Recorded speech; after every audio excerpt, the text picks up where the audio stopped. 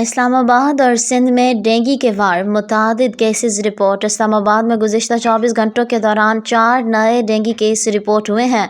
تمام نئے کیسز دیہی علاقوں سے رپورٹ ہوئے ہیں۔ ترجمان ڈی ایچ او کے مطابق اسلام آباد کے مختلف اسپتالوں میں ڈینگی کے 28 مریض زیر علاج ہیں۔ ڈینگی سرویلنس ٹیموں کی جانب سے متاثرہ علاقوں کا سروے مکمل کر لیا گیا ہے۔ مجموعی طور پر 20,857 انسدادی سرگرمیاں انجام دی گئی ہیں، جن کے دوران 36 مثبت لاروا بریڈنگ سائٹس، کھلے مقامات اور گھروں میں دریافت ہوئی ہیں۔ کمرشل مقامات پر کوئی مثبت لاروا نہیں ملا ہے۔ دوسری جانب سندھ میں گزشتہ 24 گھنٹے کے دوران ڈینگی سے ایک ہلاکت رپورٹ ہوئی ہے۔ صوبے میں ڈینگی سے اموات کی مجموعی تعداد 27 ہو گئی۔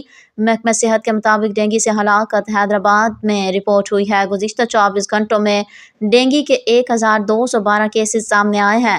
محکمہ صحت کا کہنا ہے کہ حیدرآباد میں 447، کراچی میں 765 ڈینگی کیسز رپورٹ ہوئے۔ رواں ماہ سندھ میں ڈینگی کے 7173 کیسز رپورٹ ہوئے ہیں۔